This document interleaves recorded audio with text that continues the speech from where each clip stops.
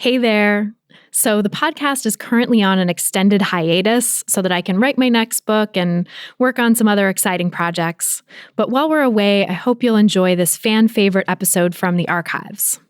If you want brand new content to help you make peace with food and heal from diet culture, come sign up for my free weekly newsletter at christyharrison.com/newsletter, where I answer a weekly listener question. And as always, if you join my Intuitive Eating Fundamentals course at christyharrison.com/course, you get access to our exclusive monthly Q&A podcast where I answer all your new questions. Just go to christyharrison.com/newsletter and christyharrison.com/course to sign up, or click the links in the episode description. Welcome to Food Psych, a podcast about intuitive eating, health at every size, body liberation, and taking down diet culture. I'm your host, Christy Harrison, and I'm an anti-diet registered dietitian, certified intuitive eating counselor, and author of the book Anti-Diet: Reclaim Your Time, Money, Well-Being, and Happiness Through Intuitive Eating, which is available wherever books are sold.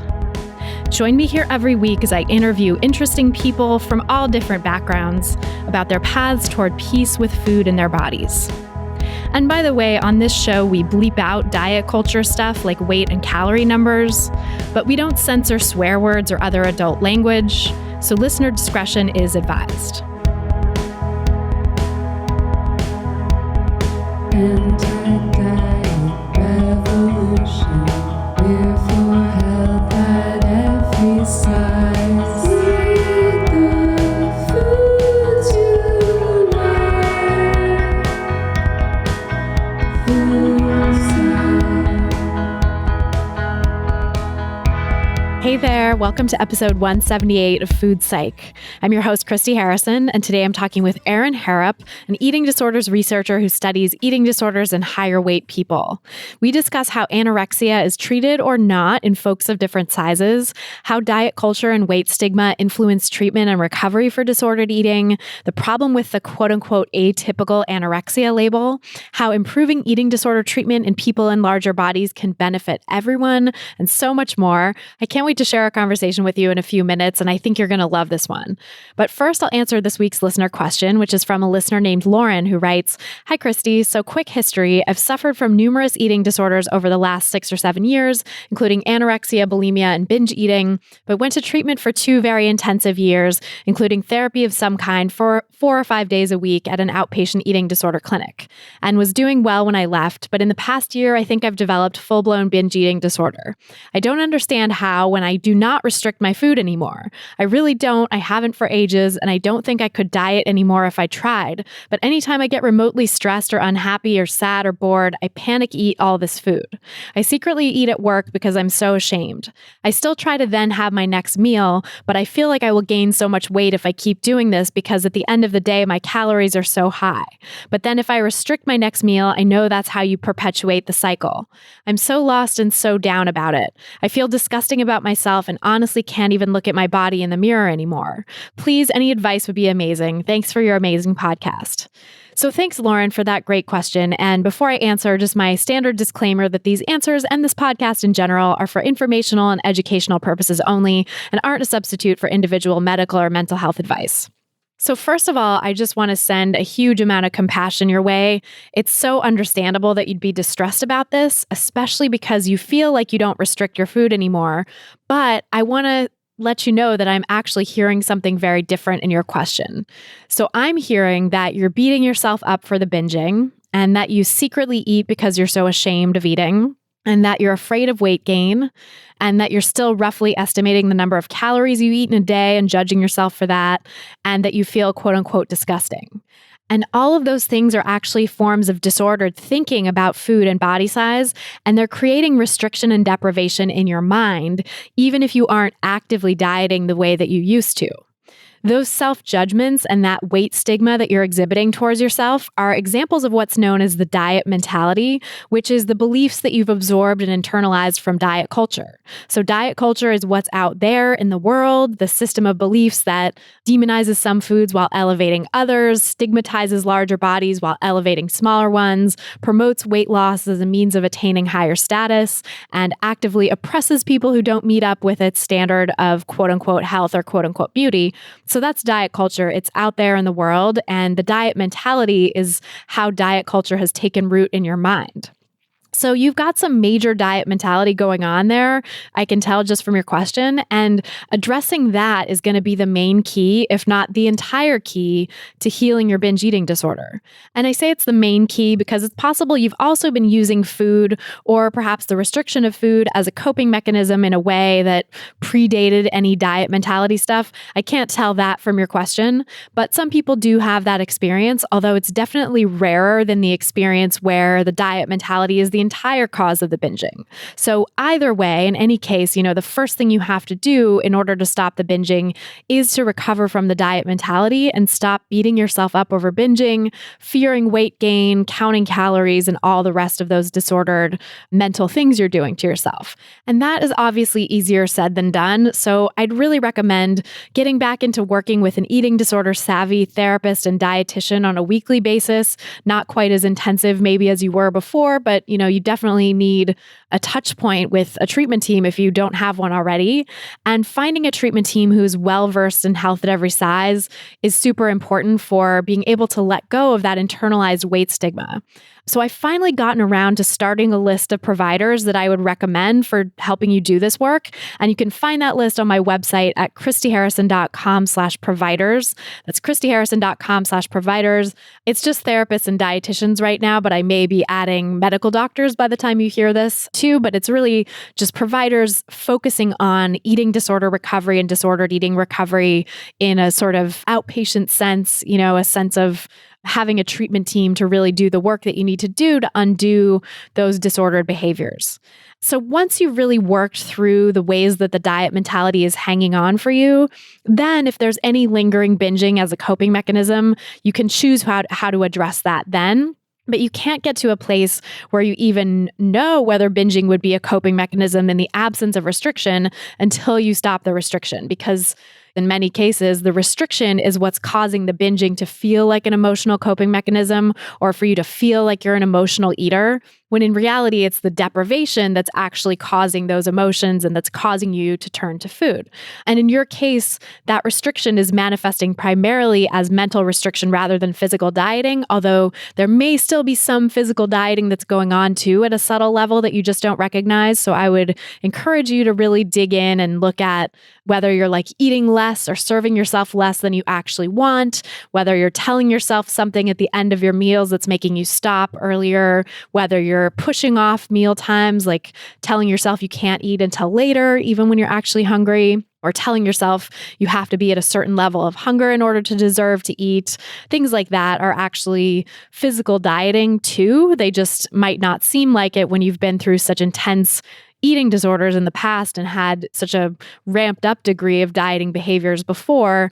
Just so you know, those lower level behaviors are still dieting. So I would explore that for yourself as well. And I talked about all of this, especially the part about giving up the restriction in order to even see whether binging is a coping mechanism still or emotional eating is a coping mechanism still. I talked about all of that in episode 151 with Judith Matz. So I would encourage you to check out that episode for a deeper dive into all this stuff. You can get it wherever you get your podcasts or at christyharrison.com/151. But the bottom line is that you actually are still restricting, even if you don't recognize it as such. And that is a driving force behind the binging. And by the way, the eating disorder treatment you received may have allowed the diet mentality to continue or even fan the flames of it if you didn't go to treatment providers who are explicitly committed to health at every size. So in my conversation with Erin Harrop in this episode, we talk about that. We talk about how diet mentality and weight stigma amongst eating disorder clinicians and treatment centers can hinder people's recovery and keep them stuck in this sort of pseudo-recovered place. And so that's not to bash your treatment team because I'm sure they did a wonderful job in so many ways, but it's just worth reflecting on whether they inadvertently might have reinforced diet culture beliefs or allowed them to continue, including if they focused a lot in treatment on resisting binges, because that's something I've seen a lot where people get so focused on resisting binges that it really reinforces the shame that diet culture already places on eating quote unquote too much. And so it actually can keep people stuck in the eating disordered mindset. So I would reflect on that. I would look for a treatment team who gets health at every size and intuitive eating. I've listed some of those providers on my website. Again, christyharrison.com/providers, as well as links to some other directories you can look at if you don't find anyone who's a fit on that list. So I hope that helps. And I would really encourage you to accept and open up to the fact that you, yes, indeed, are still restricting, at least at a mental level in a pretty significant way. There's some pretty significant diet mentality and disordered thinking about food and body size going on for you.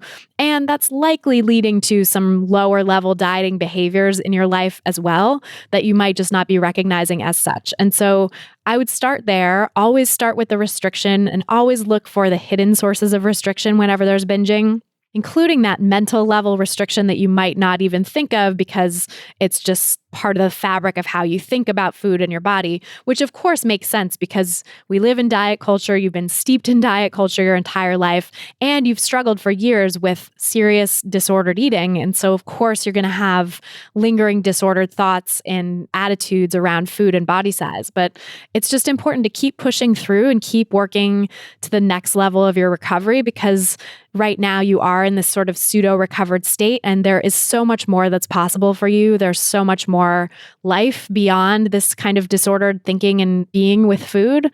And there's life without feeling like you're rebound binge eating as well. So I would encourage you to unpack all of that and explore all that. And I hope this was helpful.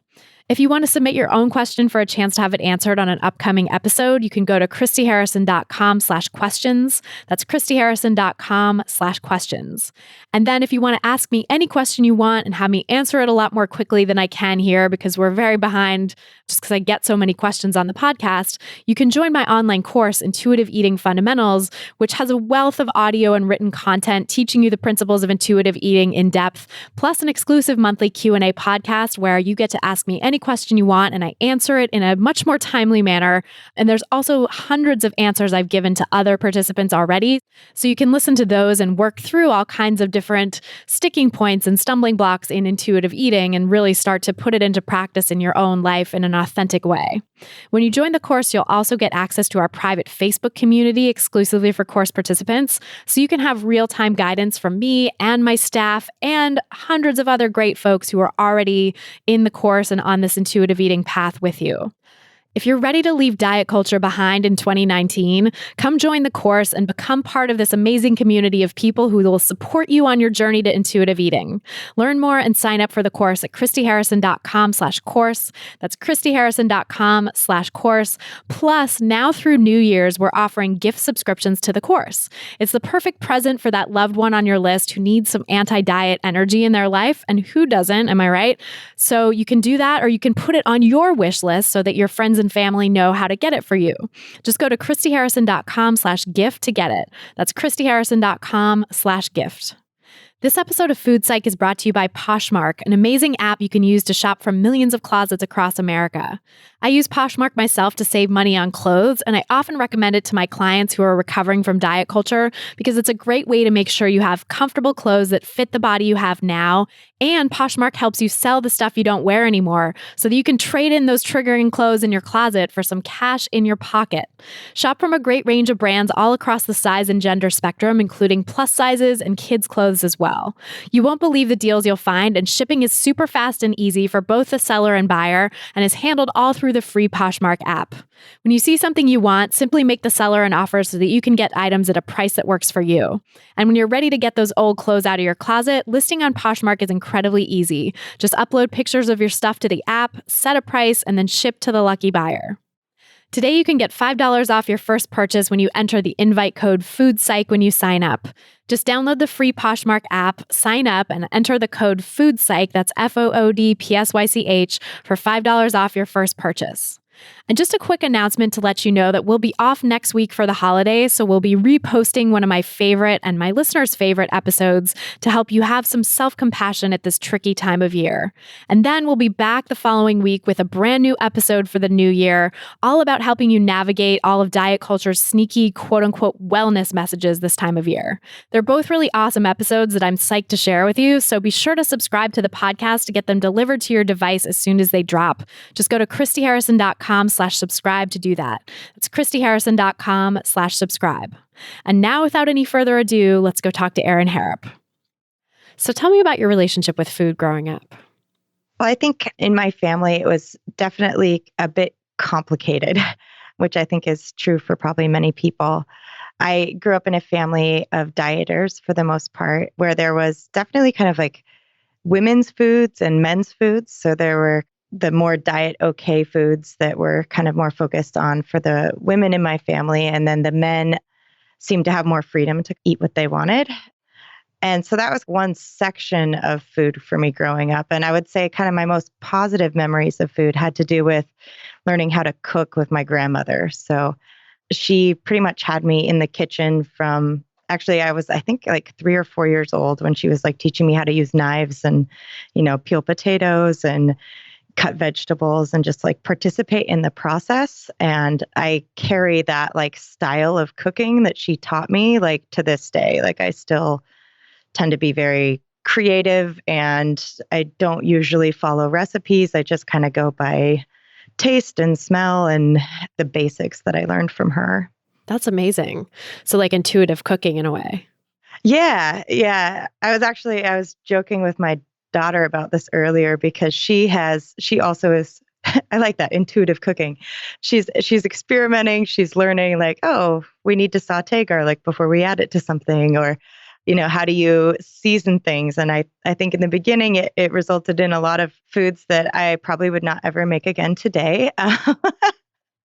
And the rule was that like I had to eat it if I made it because they didn't want me wasting ingredients. So I would definitely like make a lot of things and pretend to like it and then share it with people to try and get them to eat it for me if it was not a great one.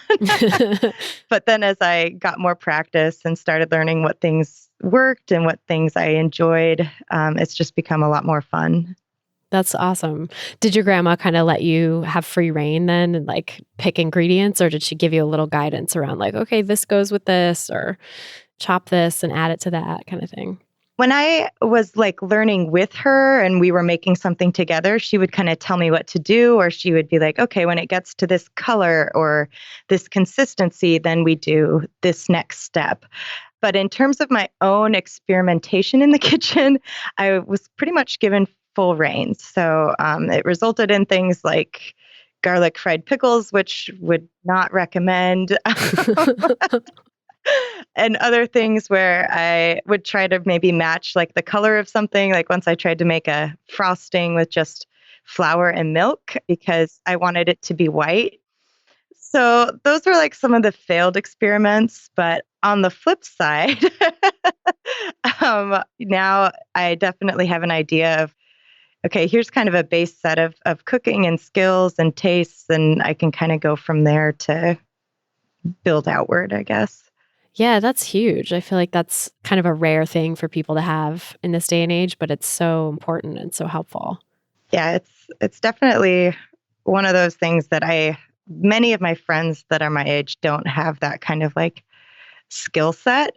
And I'm really grateful for it. It gives me the ability to kind of play with food and create things that people usually like and are often maybe different than what you might see kind of on a standard menu, I guess. That's cool. So more creativity. Like, yeah, I think when you learn those basics of how to tell when something's done or how to know just like cooking the basic components of something, it does give you a lot of freedom and creativity. Mm-hmm. So how did it evolve for you then throughout your childhood and adolescence as you grew up in your relationship with food? I think for me in childhood and adolescence, I continued to enjoy the playing with it. And I really like took on baking with a lot of gusto in my adolescence. It was definitely a bonding activity with my friends in middle school and in high school. And then I think on the flip side of it, as those like sociocultural pressures around thinness and good and bad foods started to leak in, it definitely influenced my ability to enjoy the food that I was making, in terms of all of the sudden for me, as I became more aware of what was okay in our culture for like women to eat or to be seen eating, then it became harder for me to maybe eat the things that I cooked. And so I still kind of maintained that creativity, but I definitely went through a period where I tried to like make the same awesome creative food, but with like more, I guess, diet focused ingredients to, can I change this out for this and still have it taste good? And there's definitely a time when I convinced myself that my food was just as good with these kind of more substitute ingredients. But now with a different level of food acceptance that I have today, I can see how, well, like it didn't taste as good. It wasn't as fulfilling. And B, just being able to like cook without those rules, without trying to think about like, well, what actually, like without focusing on like a calorie content, like how do I limit the calorie content of the food, which is where I definitely started taking things in a more disordered place in my adolescence and young adulthood. But coming back to that, how do I recapture like this taste? Like, how do I make this chicken taste exactly the way my grandma made it taste? Or how do I take this macaroni and cheese recipe that I have from her and how do I make it actually even better? So those are some of the things that I've I think I've been all over the gamut with that. Yeah, it's so interesting too, this idea that you can convince yourself that something tastes just as good. Like I totally remember that in my dieting days and disordered eating days of like substituting things, because that's so what diet culture is these days. It's like, here's the healthy hack for this food or whatever. Like, do this one without gluten and this one without dairy. And it's, I think so easy when you're in it to convince yourself that you really like it. I mean, there's a part of you that still knows, I think, but it's like the desire for pleasure and the desire for satisfaction gets subsumed to the desire for thinness. And so it's easy to just kind of tell yourself like, well, this is good. This is good enough. This is just as good. And I'm being healthy, quote unquote. Yeah. And then that idea of like, how do I come back to this and figure out what I actually do like? Because I've definitely experienced that a lot, or for the longest time, like I couldn't figure out how I liked my lattes and I had to experiment with different types of milk, trying cream instead of milk. And, different ratios of like the amount of espresso. And, I get a little picky. I'm from Seattle too. In Seattle, we are very specific about our coffee.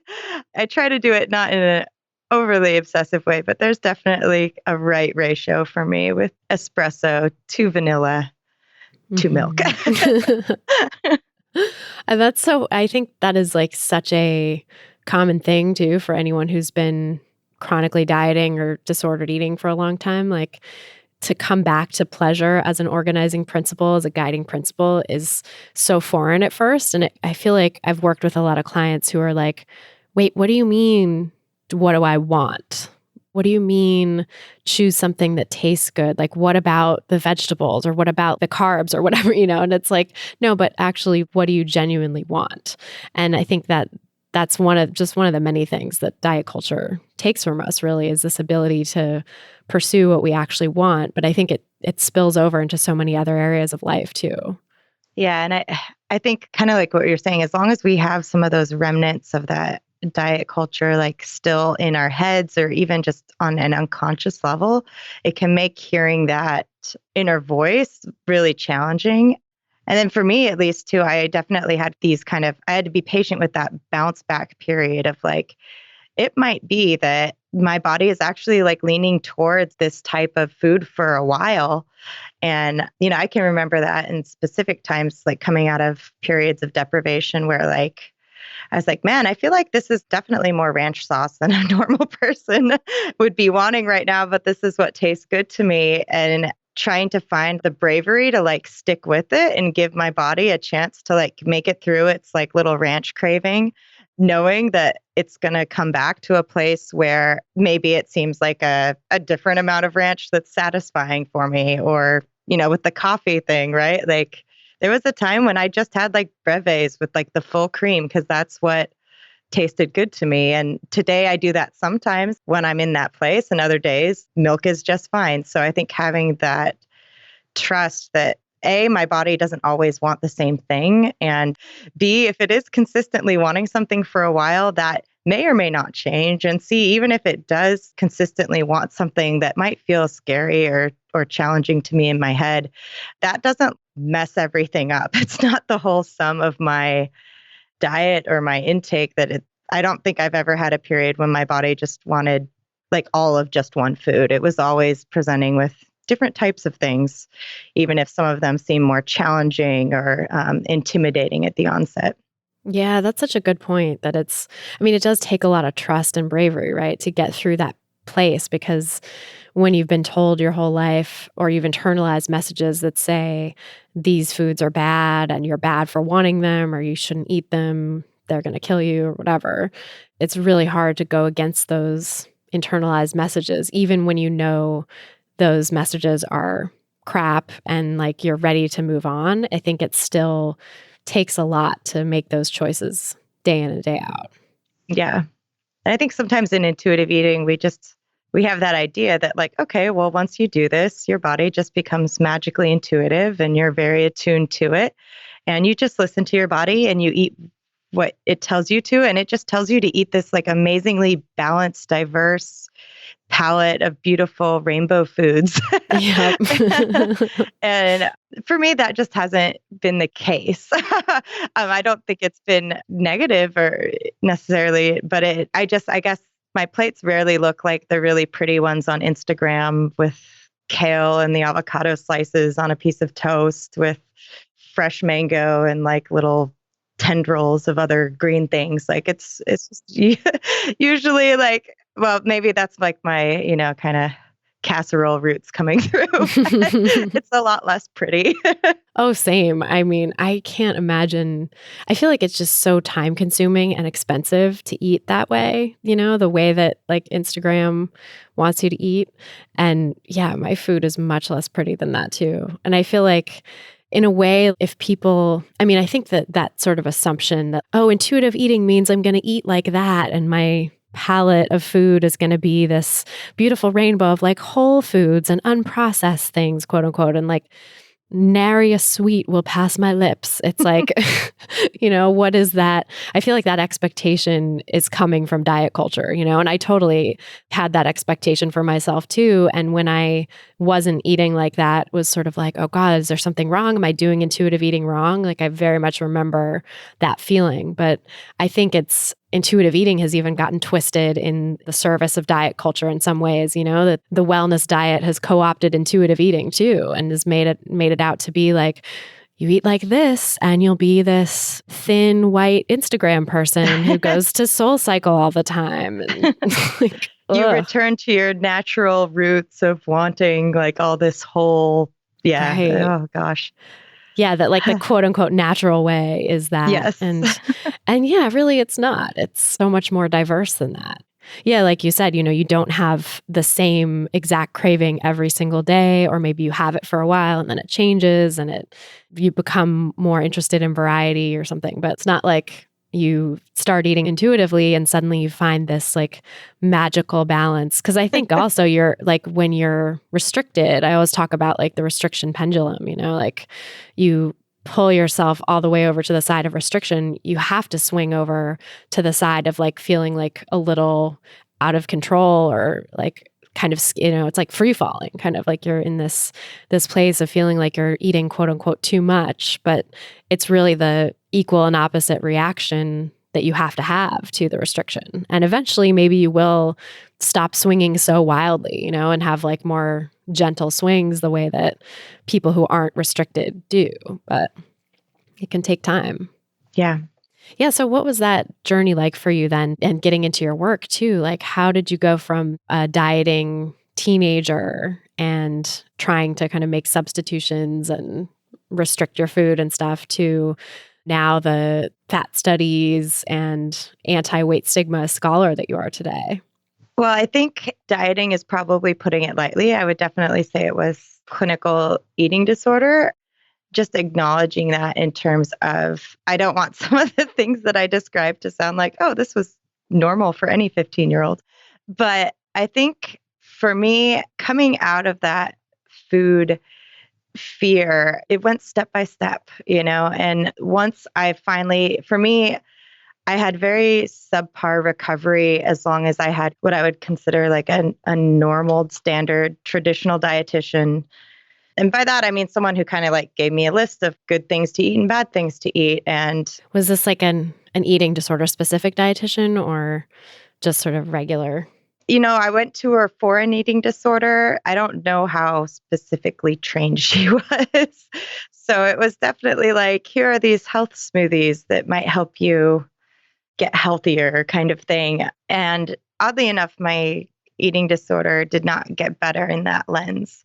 And it wasn't until I had more of a Haze-based nutritionist that I was able to actually start encountering some of those fear foods, making more peace with it. And I do say that it was like step by step, because I can remember some of those first steps that were really big steps, like taking a vitamin or eating a popsicle, like things that actually felt like quite challenging to me at the time.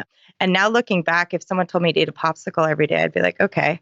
If they told me to take a vitamin, I might be like a little bit more resistant because I just, it'd be one more thing to remember, but it wouldn't be about like, oh, this feels wrong for me to do this. So I think it was a lot of those little steps. And for me, I remember rediscovering food daily and weekly. I actually have probably about 80 pictures of me with first foods, eating a food after not having eaten it for a long period of time. And so I tried to celebrate it instead of feeling ashamed about it. So, I just kind of this is back when we had disposable cameras. And so I would carry this disposable camera with me. And it's like, oh my God, we're eating burritos today. Okay, like let's get a picture of me with this burrito, or we're having burgers, or I'm having a scone. Like, all those things that for me were big firsts for me, or like I am drinking a milkshake with a meal. Things that that violated kind of the rules that I had in the past. I started to kind of celebrate them. And then, with that step-by-step thing, it's just been a very, very long journey for me, decades long. And one that I think in terms of the Haze work and the fat acceptance work that you brought up, I think one of the things that kind of stalled me out in my own journey for a really long time was not wanting to explore beyond a certain point in recovery. And I think we see this in eating disorders sometimes, where we get recovery to a certain point, but maybe then that recovery meal plan becomes the new eating disorder. And those exchanges or types of meals that you're supposed to have in recovery become a new way of the good way to eat. Yeah. It's like the recovery diet. Yeah.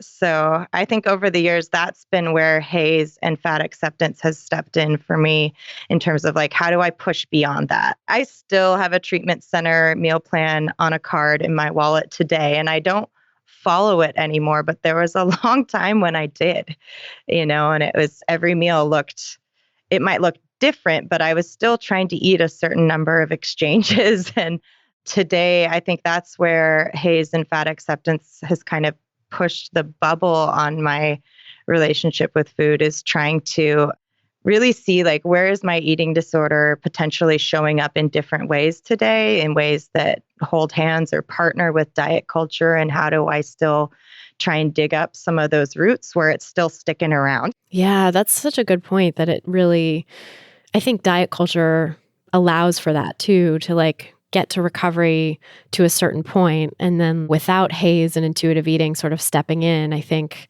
it's easy to just say, okay, I'm recovered. This is good enough. I mean, that's where I was for many years too, in this sort of gray zone of like still disordered eating, but it wasn't a full-blown eating disorder and it wasn't so severe that people were noticing or anything. It was just like, yeah, I'm a little weird about food, but so is everyone. It's so easy, I think, in diet culture to kind of be like, everyone's a little weird about food. And it's sort of true, because we all are all steeped in this philosophy and this mindset of, making us fearful about food.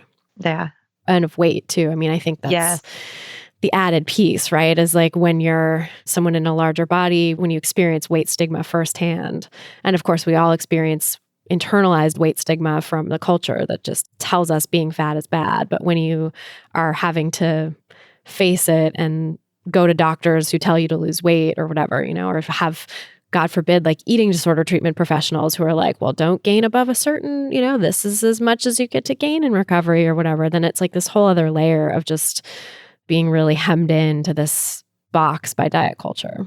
Yes, I would agree. And I'm glad you brought that point up, because I think often even in eating disorder treatment, it can be so easy to focus on the food as if the weight doesn't matter. And we say that all the time, right? Like we say like, okay, we just want to normalize your eating, and this weight thing, that'll just kind of take care of itself when we normalize your eating.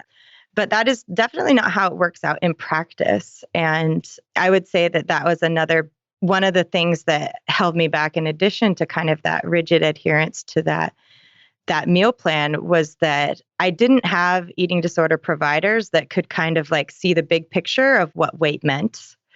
And as somebody who had actually been restricted from a very young age and throughout all the critical points in my development, we didn't have like a good idea for where my body should stabilize. We didn't have like a reliable growth curve that was not influenced by restriction and exercise. And so that was a big stumbling block for me in recovery, was that, I saw this provider who's very capable and very detail oriented. And, I had the DEXA scan that told like how heavy my bones were and how dense they were and how big they were. And I had this electronic imaging that measured all of the body fat and all the different parts of my body. And I had all of these like fitness and endurance tests that measured like my muscle capacity for different types of exercises. And they did all of this stuff, and they came up with this pound range where they thought my body would go in recovery. And I was out of that range. Like I was higher than that range before I even left the first level of an inpatient treatment center. And I would probably guess I know today that I am significantly more than that pound range that they gave me. And, I've had serious medical complications like at a much higher weight since then. And so, I think sometimes we have this idea that if we do all our math right as a clinician, right? Like if I know exactly how my client is eating, and if I know exactly all these things about their body, and if I get them to eat perfect, that their body is going to do this beautiful recovery thing. And that beautiful recovery thing is going to look the way that I expect it to.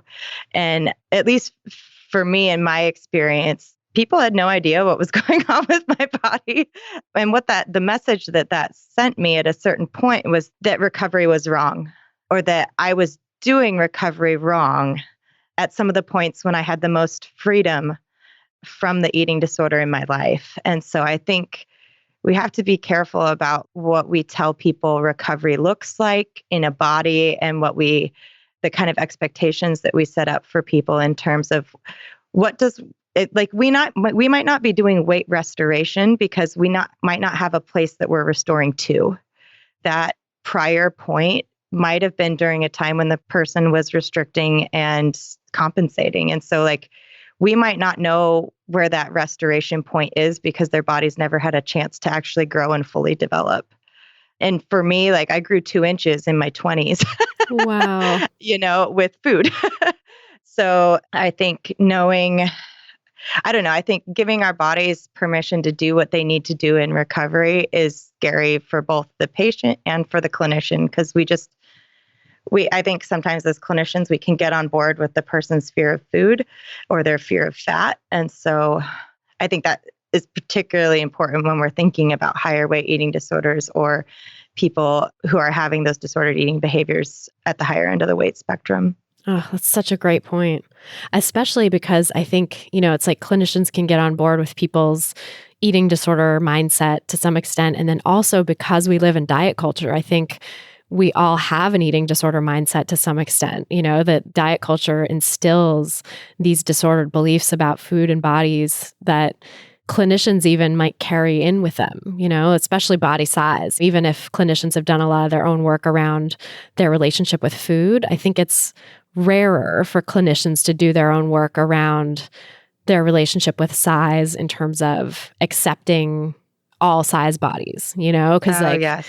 it's like we can get supervision or therapy and sort of learn to accept our bodies at the size they are now if we're like thinner bodied clinicians, but if you're like a smaller bodied clinician and you're still afraid to some extent of your client getting into a larger body, like you're absolutely just going to collude with the eating disorder on that point. And it's not even, there's really no hope to sort of challenge that at that point.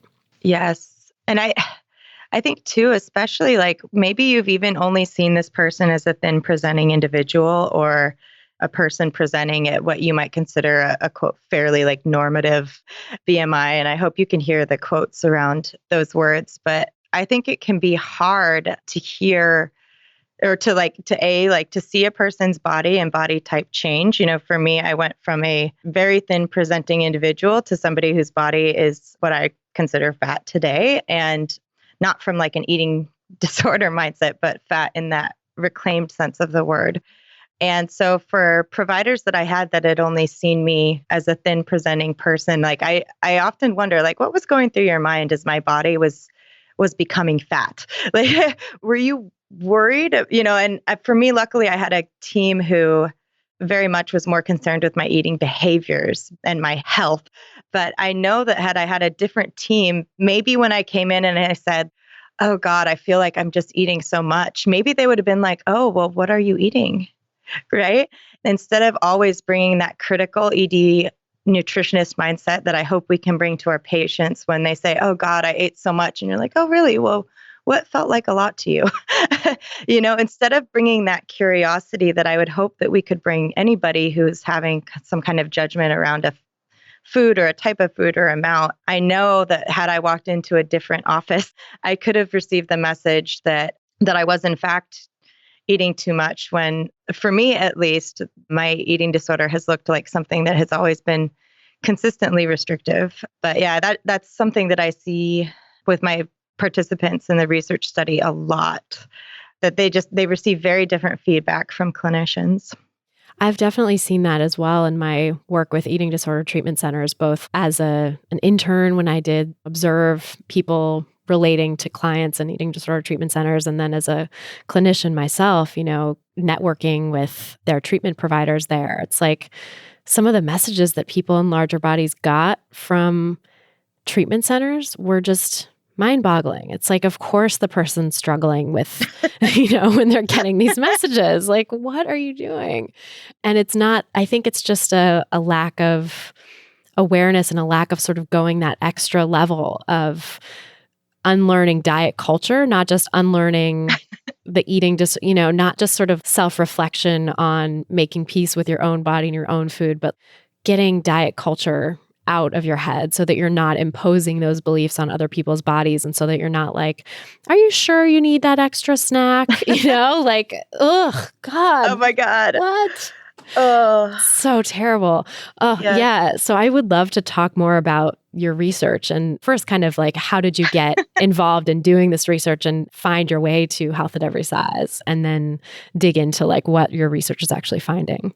Yeah. Well, I think like many of us in the eating disorder field, I actually can't think of anybody who doesn't have some kind of like personal connection. I know, same. Either through a friend or a family member or themselves. But I definitely I knew kind of from a young age that I wanted to do something with eating disorders. And I think it was more in my, it would have been like late 20s that I kind of started focusing a little bit more on what we call atypical anorexia, and weight stigma.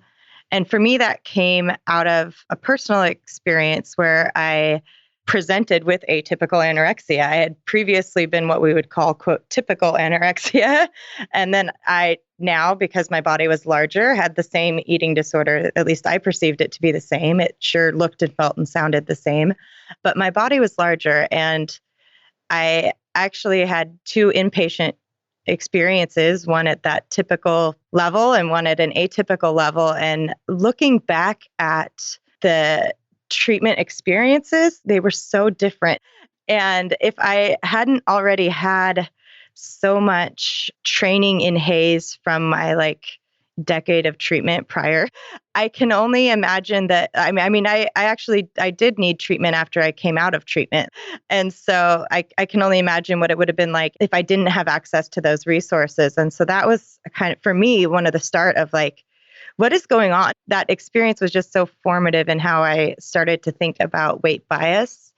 And the fact that for me, from my lived experience as a person, this was pretty much, I was kind of reliving a very similar eating disorder that I had had in my youth. But for all of my providers, at least in this particular center, I was treated just very, very differently. Where it really was, like you said, you made that joke about the extra snack. I had an hour nutritional session about whether or not I could put cheese on a sandwich, where I was advocating for cheese because everybody else had it. And I was feeling, even though my eating disorder didn't want me to have it, I just didn't want to stand out. And I was really, what does one slice of cheese have to do with anything? This has no, this will have no long-term impact on my physical health whatsoever, but it has a really big impact on my mental health when I'm with my peers and everybody else has cheese and I don't. And so things like that, where that's just not your standard anorexia patient conversation. No. And so I think that experience in particular was very formative for when I did get to a different place in my recovery, coming back with the idea that this is not how treatment should be for folks whose bodies are heavier. We need to do a better job of it, and just really seeing how some of the kind of standard ways that we practice eating disorder treatment can really cause harm for folks in larger bodies. And I would argue that that also causes harm for folks in, quote, normal weight or thin bodies, because anytime that we are partnering with fat phobia, or we are norming or okaying thinness as preferable to fatness, we are really subtly reinforcing the lies of an eating disorder, whether that's for somebody who's higher weight or for someone who's lower weight. So I think by focusing on how do we improve treatment experiences for people in higher weight bodies, what we're actually talking about is how do we get even better at beating eating disorders? How do we get even better about finding their lies, finding those sneaky, subtle places where they are looking like health or looking like normalcy or looking like beauty, and kind of trying to get that out of or at least bring it to light so that we can actually treat those parts. And have a critical dialogue about them too, right? Yes. Not let them just be sort of unconscious. Yes.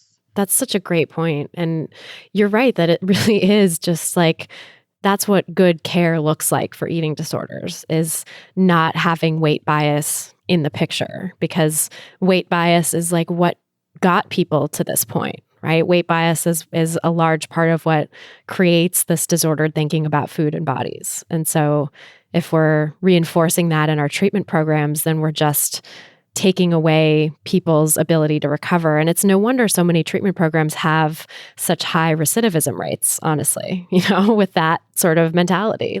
Yeah. And can we call it out when we see it? You have a fat staff member on a treatment team, and you have patients that are afraid or mocking that fat staff member. How do you use that as a teaching moment? And how do you call attention to hey, what's going on right here is weight-based discrimination. And it's not okay. And this is part of the root of your eating disorder. No, we're not gonna have this fat person. We're not gonna put them over here and not have them eat with you anymore because you're afraid of their body. I mean, as long as it's okay with this poor fat person who's being mocked, right? But we're actually going to talk about this you had this behavior, you had this joke or whatever that came up in this treatment milieu that you're, and we're actually going to talk about it and what it means and how it connects to you and your own fears or the fears of the eating disorder. I know. How amazing would that be if treatment centers could do that?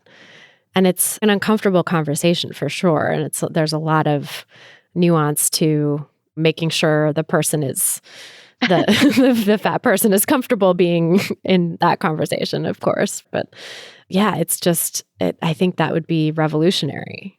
And yet it's not what we see, right? I mean, I'd love to hear some of what you've found in doing this research on, higher weight anorexia and just the idea of why it's even called atypical in the first place, like what's that about? Yeah. So I'm working on what in research we call a systematic review. So that means you look at all of the research out there on a certain topic and kind of evaluate it for how good is its quality and what does it say? And you try, because you can find like a study anywhere that says anything pretty much. We really want to know, like, was that actually a good study? And if that was a good study that said that one thing, have other people found the same thing? Or was that just kind of like special to that one little area of the world? So yeah, I am working right now on a systematic review of all back to 2007 when we first started looking at changing the DSM to include a category for higher weight anorexia. And many of the studies out there have found that what we call atypical anorexia is actually more prevalent than what we call typical anorexia, which would be that underweight version of anorexia. And there are other studies that show the opposite, that it's less common. One thing, though, that I think is kind of missing in this literature is even when we are saying that we're looking at higher weight anorexia, many of these research studies still have what I would consider a very small weight range that they have participants in.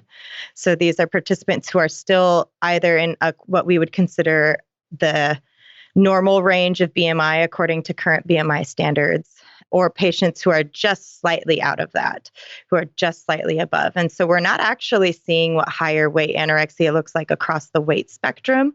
And I think many of those folks who are having that restrictive eating disorder behavior, but are still at higher weights than we would consider, they seem to be put into like another category, even like this unspecified. And I think that's because there's a lot of resistance to classifying someone with a much larger body as having anorexia, when in fact, when we're actually looking at just what people are reporting in terms of their behavior, their intake, their compensation behaviors, we can actually see that disease of anorexia manifest across the weight spectrum, whether that's underweight, quote unquote, normal weight, or in higher and much higher weight categories. So yeah, I'm not a fan of calling it atypical. I think just by the nature of the word, it sounds othering. I just think of anorexia as a disease where people intentionally restrict and starve and use unhealthy compensatory behaviors. That's kind of what I think. And I think sometimes people lose a lot of weight, especially if it's the first time that they've tried it. And then I think as people get older and have done these behaviors for longer, often weight loss is not coming forward as a primary symptom, or people's bodies may actually gain weight while engaging in these self-starvation behaviors. And so I think as long as we continue to rely on weight as a primary indicator of the disease, we're going to miss many people who have not only mentally significant disorders, but we're going to miss people that have clinically, like medically significant disorders. And that's another finding from the review that I'm doing right now, is that kind of regardless of weight, we're seeing similar medical symptoms manifest for folks. And so it doesn't even seem to be a good weight doesn't even seem to be a good indicator of like when a person needs medical attention. That is huge, because I know so much insurance and care decisions are based on whether a person is quote unquote underweight, and that would allow them to get reimbursed for a typical anorexia diagnosis. And also, I think in a lot of clinicians' minds, and I know I used to be like this too, it's thought that the weight loss causes those medical complications. And in fact, it's not actually the weight loss at all that's causing them. It's like the act of starvation, right? Which is different than weight loss. Yes. So I'm curious if you can illuminate that part a little bit. Yeah. So that is definitely what I'm finding in many of the studies that I'm reviewing. And to put that in so my research is not just the review is kind of the background for my research. And my research actually has to do with speaking with patients who've had these symptoms and these disorders and hearing what their disorders have been like, how they've changed over the years, and then also how they've interacted with medical and professional, like eating disorder professionals. And one of the things that I'm finding, so I ask folks specifically about medical complications that they've had documented in a medical chart. And I also ask them about the actual lived symptoms of it. So for instance, when you are severely restricted or experiencing a lot of compensatory behaviors, specifically purging, your body might become orthostatic, which means that it has difficulty regulating its blood pressure when you change positions, like when you go from sitting to standing or laying to sitting. And so we might see, whereas a normal, happy, healthy, nourished body, it kind of strives for this place of homeostasis where it, you stand up and you sit down and it's not like a life-threatening situation and it just kind of adjusts and you're good to go. And we're really thankful for that autonomic nervous system that does that for us. For somebody who is starving and or who is having a lot of purging behaviors, you might see that their body can no longer perform that kind of really basic task of regulating their blood pressure. And so that's why you might, if you have starved before, you might feel lightheaded or dizzy when you stand up or after getting up from laying down, things like that. You might feel unsteady on your feet or have sensations of vertigo, that kind of thing.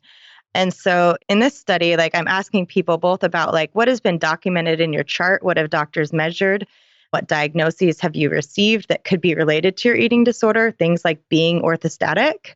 And what are some of the things that you've experienced, like dizziness when standing or changing positions that might not have even been measured, but maybe you did experience it and it just wasn't caught by the medical professionals in your life?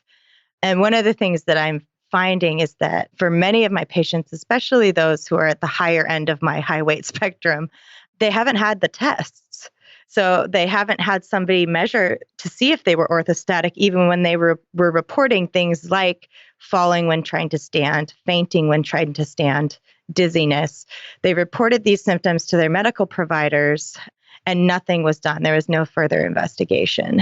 And so that type of thing, and that's hard because you look in the literature and, for instance, sometimes we find equal rates of something being diagnosed in an atypical versus typical population. And sometimes you might see that there's one of the studies that I just read found a lower rate of prolonged QT interval, which is an interval in your heartbeat that often gets elongated when people are starving or purging. And that article, they found pretty much very few differences between typical anorexia and atypical. But one of the differences that they did find was less QT elongation in atypical. So it appeared that those folks were actually doing better. And then in their limitations section, they mentioned that not all of the tests were performed on all of the patients because it was based on what clinicians thought needed to be done. And so the critique that I would bring to that is that if this group of patients has been medically similar in every other way, and this is the one way that they haven't been medically similar, but you didn't actually test them all. It's just one of those areas where often in research, you find what you're looking to find. And so that's often in the case, at least with my participants, that I'm finding is that many of my smaller participants have been screened and they know what I'm talking about when I ask them, have you been orthostatic? And others, especially some of my higher weight participants, have not received those screenings and may have actually never even been involved in formal treatment for their eating disorder. So I think a lot of times it's, as clinicians, we have to think if this person were small and thin and emaciated and telling me they had the symptom, what tests would I run? What assessment would I do? Because sometimes we have to outsmart our own weight bias because we just automatically dismiss things that don't fit into our understanding. Oh, such a good point. Because it is really weight bias, right? That's causing the clinicians not to screen people for these things that they just think it should only be a smaller bodied person who has this, or that the typical quote unquote picture of anorexia is what would go along with the symptom versus if someone in a larger body has it. I mean, I don't even know how people explain that away, you know? Is it just like, oh, I don't know, that's just you? Like, what? Yeah. I read an article recently. It was in Pediatrics, so a pretty good journal. And they were talking about, it was a case study of two adolescents who had been very obese, big scare quotes, and they each developed eating disorders. And for the girl, she ended up presenting multiple times having amenorrhea, being orthostatic, having a low pulse rate. And they're like, oh, well, you're just really athletic and you just run a lot. And that's probably why your pulse is so low. And that's probably why you lost your period. And that's probably why you have shin splints. And that's probably why your electrolytes are off a little bit. And so there was just this explanation of like healthfulness, like behaviors that we would want to see, like a young, active, athletic girl, without that attention to like, well, like how much are you eating and how much are you exercising?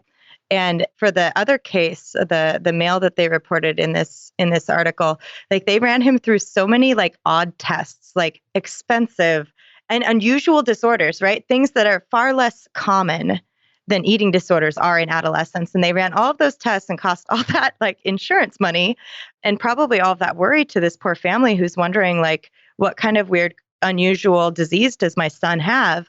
And finally, in the case of both of these adolescents, their parents advocated hard enough for an eating disorder assessment, but it was way delayed from the time that they presented with their first eating disorder symptoms physically, not to mention like the behavioral symptoms, which were present far sooner. They had just progressed so much more into their disease. And had we caught them earlier, my guess, we know that early intervention and early treatment and screening is such a good predictor of outcome. If we caught it earlier, how much better could their trajectories have been? Seriously. And I remember from your presentation at ASDA that you talked about this delay in getting treatment, right? What does that look like for people with higher weight anorexia versus people with the so-called traditional anorexia?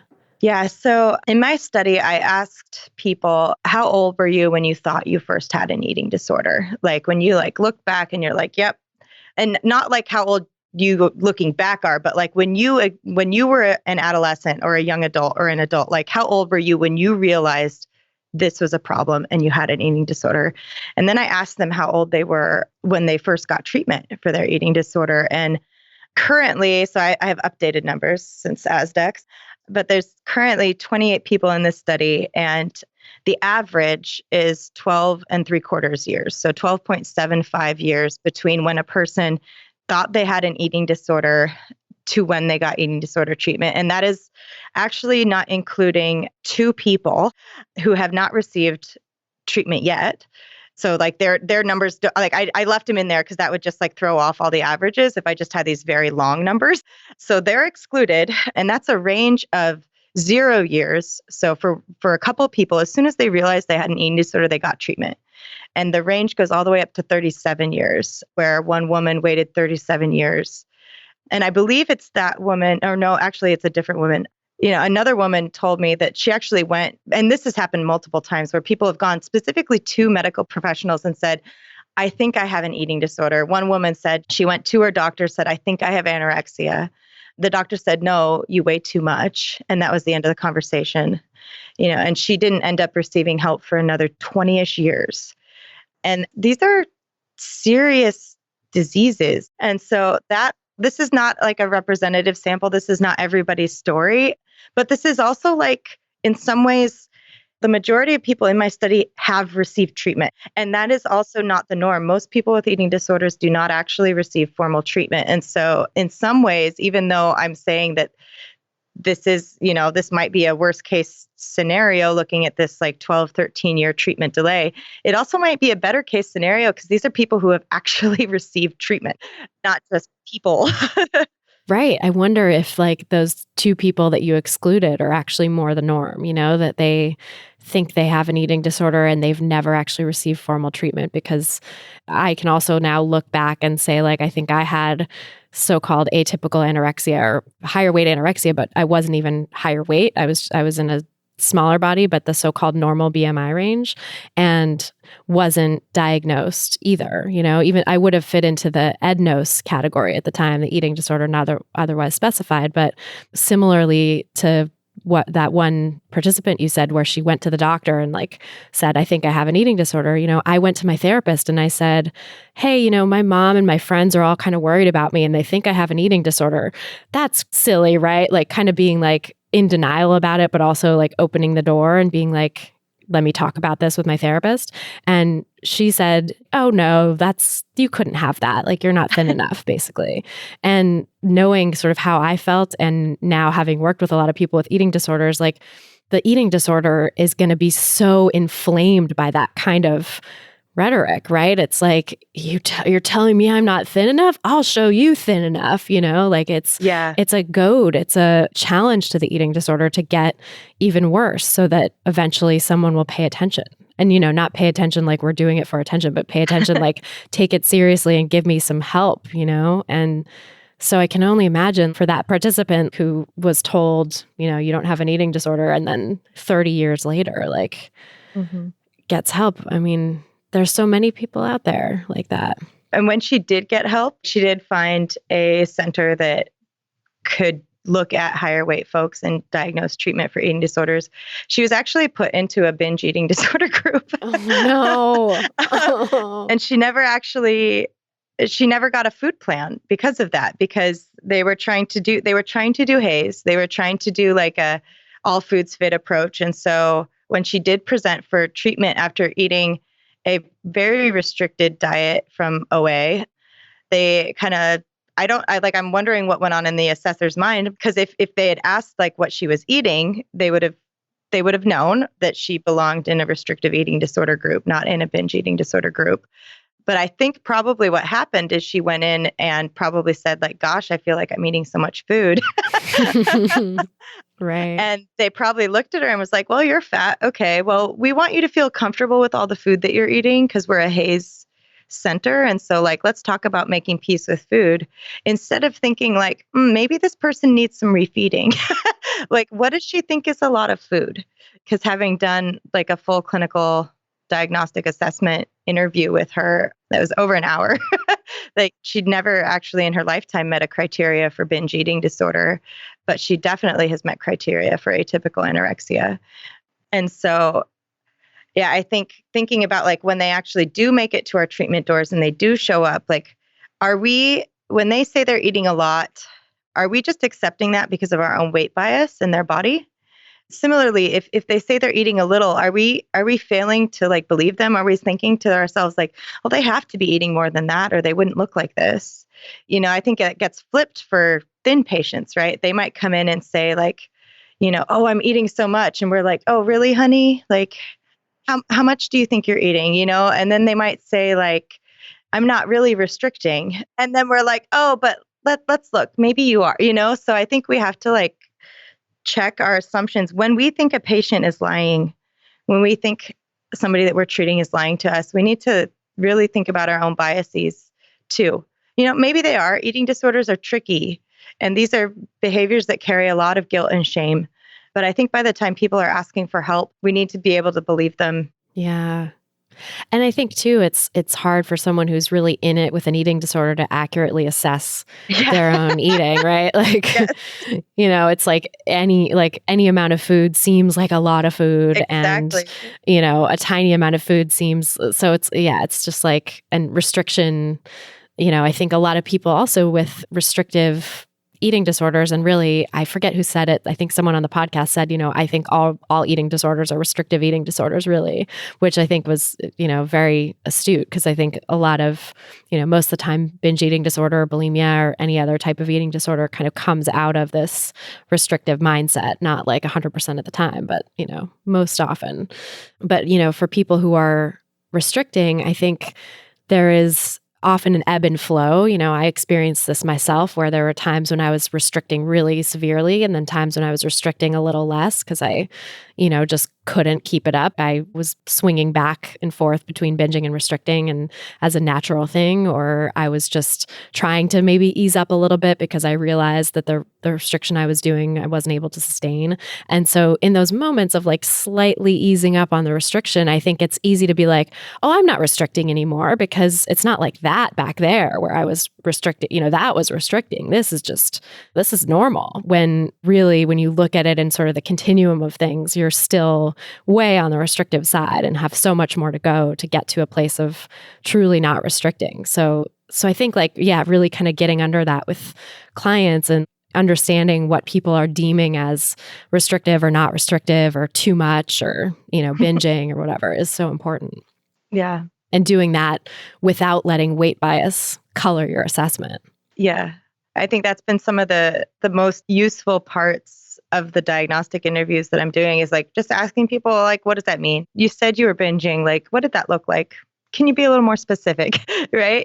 And actually get the details instead of just assuming. And I've caught myself doing this as well, right? Where someone reports to me like, oh, I binged, and I automatically believe them because I think they know what they're talking about because they've been to eating disorder treatment, right?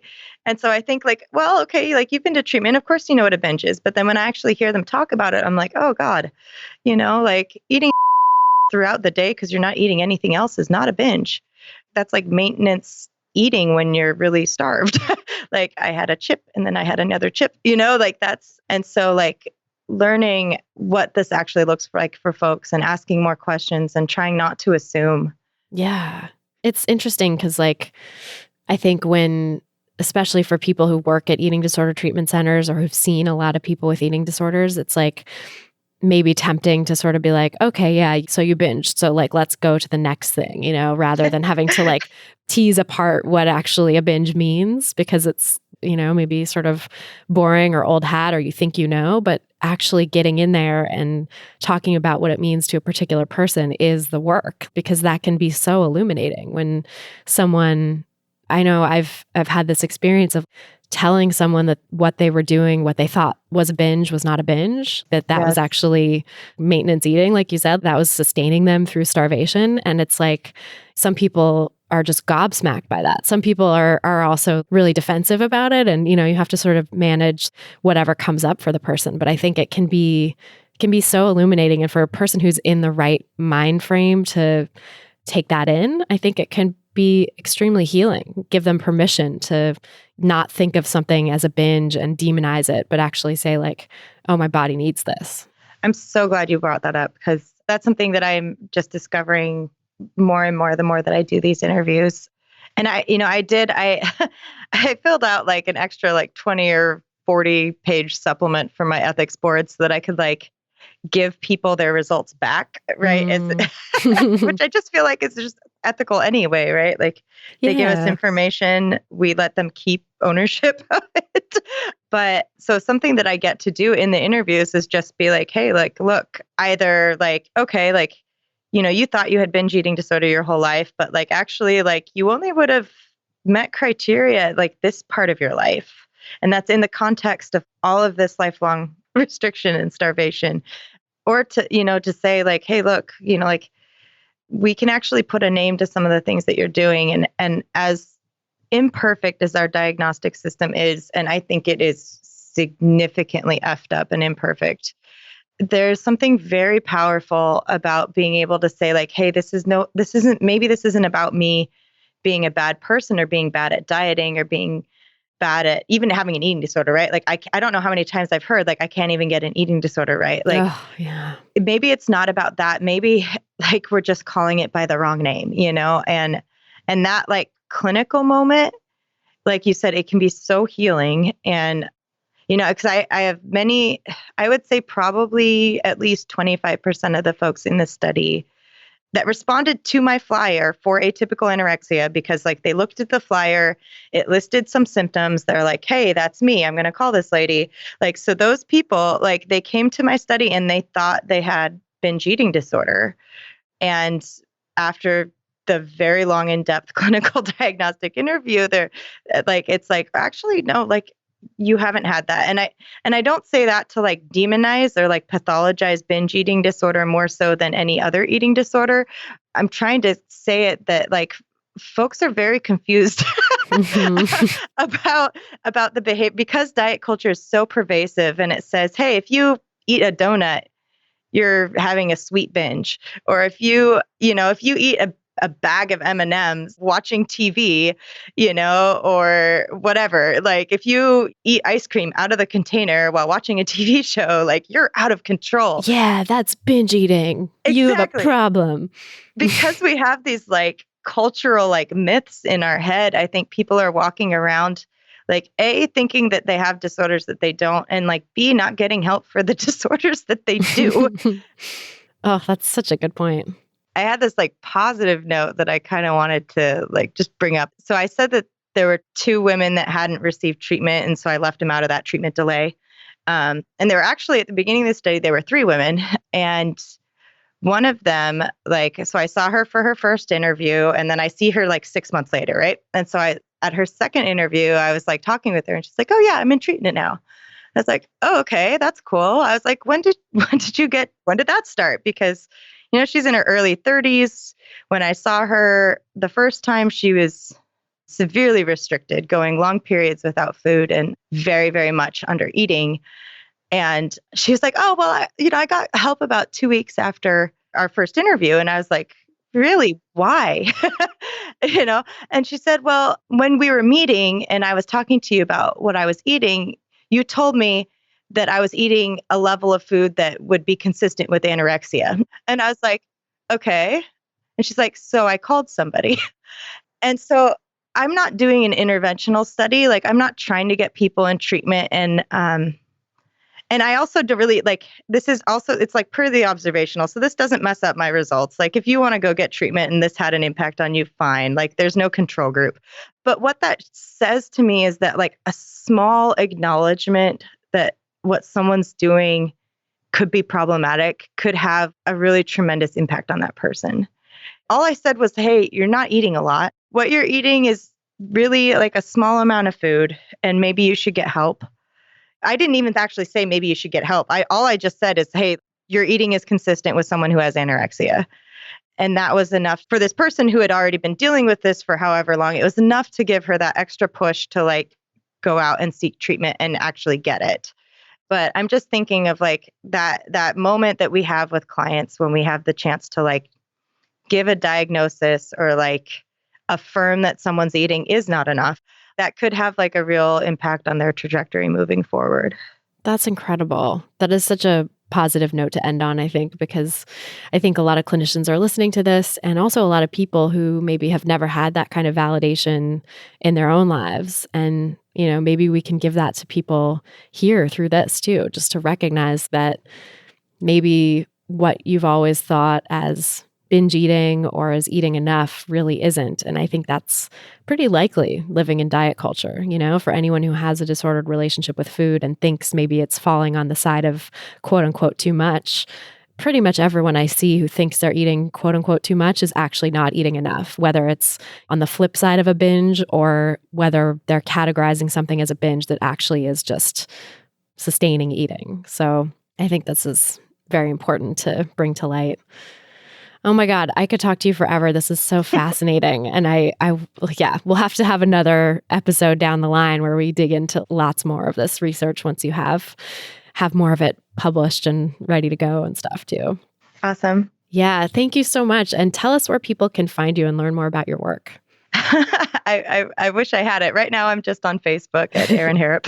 I don't have a website or anything, but you can feel free to look me up at erinharrop@gmail.com. And I am still recruiting for folks that have had this experience of restricting self-starvation or excessive compensation, but your body weight is either considered not low enough or quote normal or quote higher weight. So yeah, feel free. I'm sure there'll be many, many folks listening who will fall into that camp. So definitely want to encourage them to reach out, and we'll put that in the show notes, your email and your Facebook and stuff, so people can find you and connect. Great. Thank you. Thank you so much, Erin. Such a pleasure talking with you. Likewise. So that's our show. Thanks again so much to Erin Harrop for being here on this episode, and thanks to you for listening. If you're looking for some guidance from me to get started on your own anti-diet journey, grab my free audio guide, 7 Simple Strategies for Finding Peace and Freedom with Food. Just go to christyharrison.com/strategies to get it. That's christyharrison.com/strategies. If you've gotten something out of this podcast, please help us reach more people who need to hear the anti-diet message by sharing this episode on Apple Podcasts or iTunes or your favorite podcast platform.